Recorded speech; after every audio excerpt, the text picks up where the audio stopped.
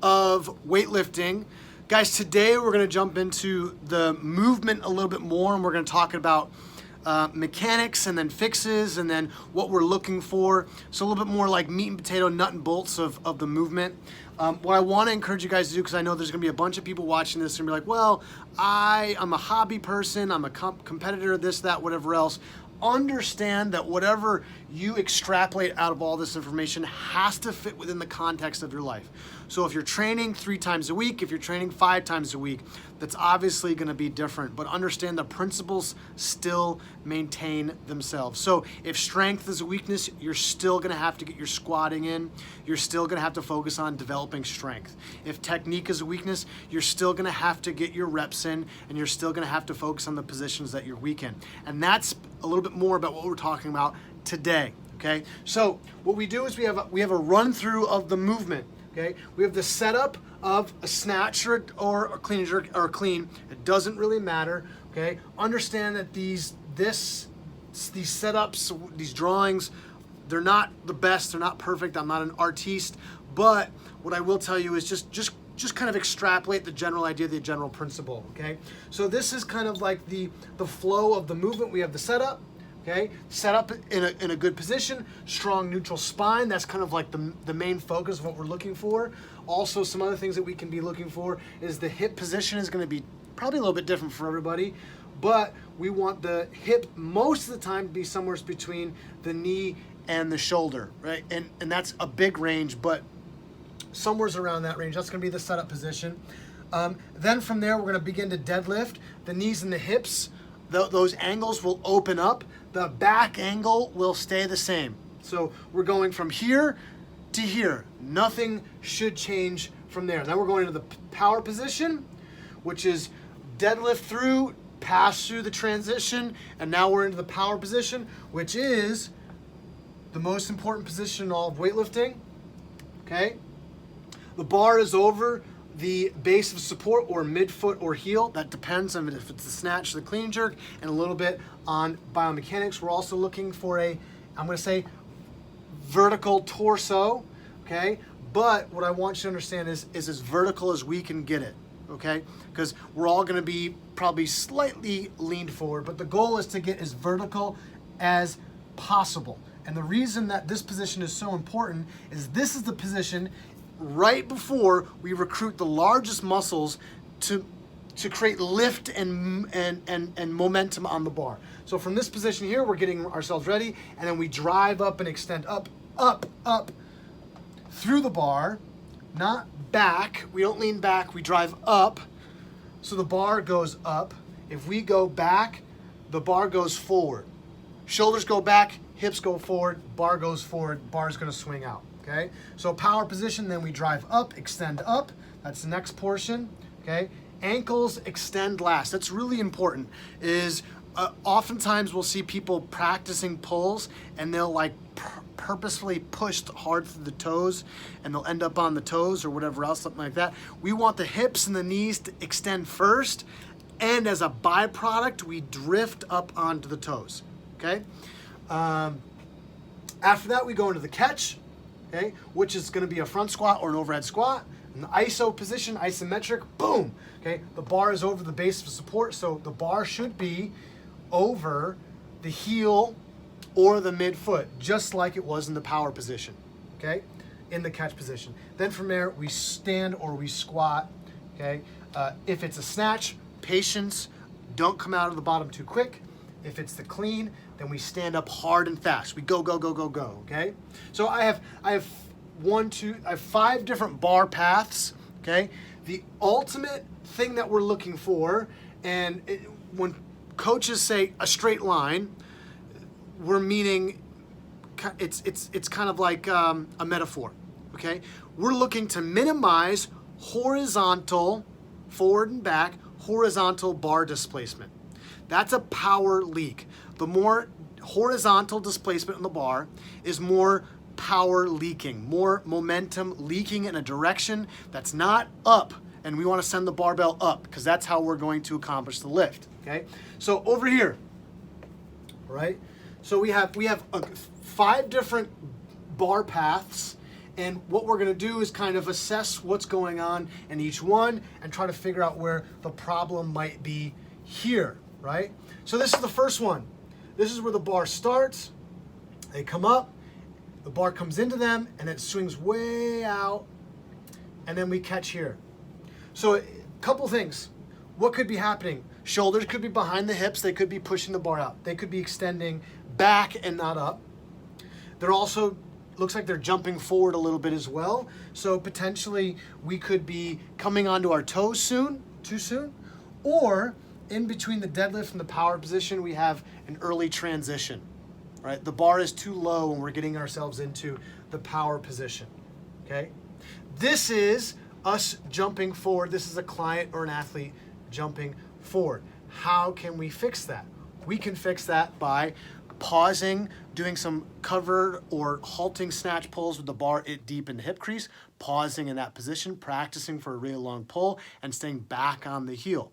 You can also throw a mat or some sort of platform underneath your feet where your toes are hanging off in case you're coming up under the toes too soon. Okay, that way your balls of the feet are still on top of the platform and you can drift up onto the toes without pushing through the toes. We don't want to push through the toes, okay? Another option would be just to practice some vertical snatching or vertical cleaning. Vertical position, practice going up, not back. Okay, those are some fixes for a bar path that looks a little bit like that, where we're swooping the bar out and we're potentially even jumping backward.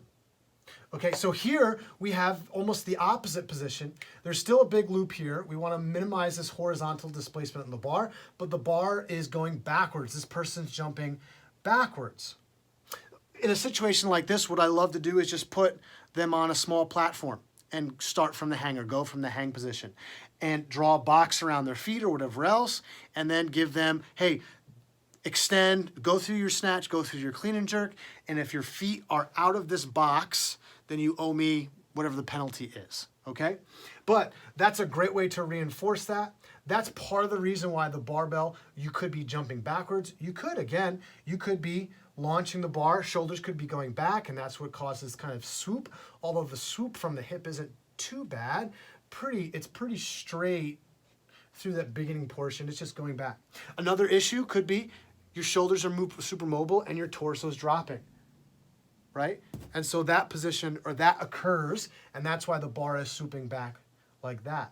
How could you practice that? How could you fix that? Is pauses in power snatches or power cleans. Just practice pausing in your catch. Stick your catch if you find yourself here. Fix yourself, make yourself more upright. That might be dependent on some dorsal flexion as well, but find the good position. Your body remembers the most recent position it was in, and then hammer that position, okay? Moving on to the next position, what we see here is, I actually have a client that was doing this recently, is the bar is going around the knee. Looks pretty good up here, north of the hips, up here, but down here we have the bar going out and around the knee. This might be the hips are just too low and the knees are too far forward, and as the bar comes up, the bar has to go around the knee, and it makes that swooping path. How can we fix that? Get that person to bring their hips up a little bit and do some pulls to the knee and pause. Focus on the back angle maintaining itself. Chances are here, the back angle's all over the place as the person pulls up to the knee, okay? Something to think about. Here, this is a bar path. This is probably one of the most common for really new but fairly sound technically lifters, is just a big sweeping motion, a lot of horizontal displacement, right? The bar is not going forward or backward too much. It's just there's a lot of space between the body and the bar in the movement. How can we fix this, okay? How can we fix this? Reinforcing that power position, driving them straight up so they're not going back. Straight up with the bar. How else can we fix this? You can put them in front of a wall. Muscle snatches, or put them in front of a wall so the bar is not sweeping out.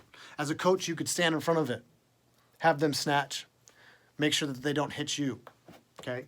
They might need to get lots and lots of reps in with that external cue, right? So put stack boxes in front of them and have them go from the hang position. This part looks good. So no need to hammer the deadlift position from the ground to the hip. So just start from the hip and just go straight up. Here's this last one. Boom. It's pretty solid. Pretty good.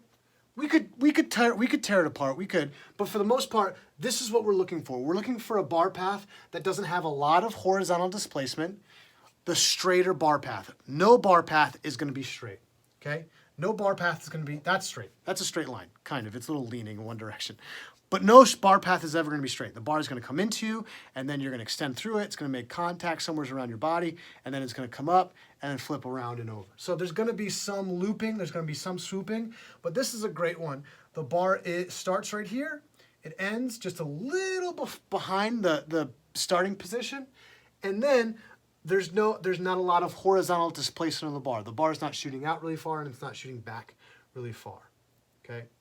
Depending on where the breakdown is here, you can, if the breakdown happens in the squat or the catch, you could do, if the catch, we could do some snatch balances, drop snatches, pauses in the catches. We could do squats, overhead squats, front squats for the stand, for the squatting portion. Tempos, adding tempos in there. I love adding tempos during the concentric or the up phase if people are really dumpy in that front rack position. Extending up, get ourselves in the vertical position or vertical snatches or vertical cleans. Practice that power position. Reinforce and hammer that power position. It's really important, okay? Deadlift. Deadlift the bar. Do pulls. Do pauses in different positions in the pulls. Okay, look for that back angle. If the back angle is changing, there's a power leak in the chain, in the system. We want to minimize that as much as possible. So have them deadlift, have them pause in different positions. Setup position, pause. Get in their setup position, pause there, 1, 2, rest. Setup, clean setups, snatch setups, pause in that position for 2 seconds. For a lot of people who are new to this stuff, setting up in this position can be very taxing and very demanding from a flexibility standpoint, okay? Extrapolating these pieces and being like, oh, I need to squat more. I need to do more concentric front squats to get my rack position better. I need to get underneath the bar better. I need to work on getting straight up so I'm not going to lean back. I need to work on my vertical position. I need to work on my power position. I got to work on my back angle. I got to work, whatever it is, you can extrapolate all these pieces out. Understand that the most important positions are the ones that happen first in the lift, because if these aren't good, then these aren't going to be good. And the position that causes the most amount of damage in a good way, right? It allows you to apply the most amount of force is this power position. Reinforce that power position. Look for heels down, bar in, torso vertical, okay? Take this information, throw it out. If you have 3 days to train, 5 days to train, prioritize it out. Look for your strength stuff first, and then follow that up with some skill stuff, and then finally add in some reps of the snatch and the clean, okay? Guys, I hope you enjoyed this. If you guys have questions, don't be afraid to reach out. Instagram, Facebook, shoot me a text message on my cell phone, 518-894-5582. I don't care. I'll take it all. I love it all. Hope this was context. I hope this was some good information. Always extract principles. Don't get too caught up in methods. Don't get too caught up in specifics or dogma. Extract the principle from all the stuff that's going on here and help it make your lifts and your athletes and clients learn, grow, teach.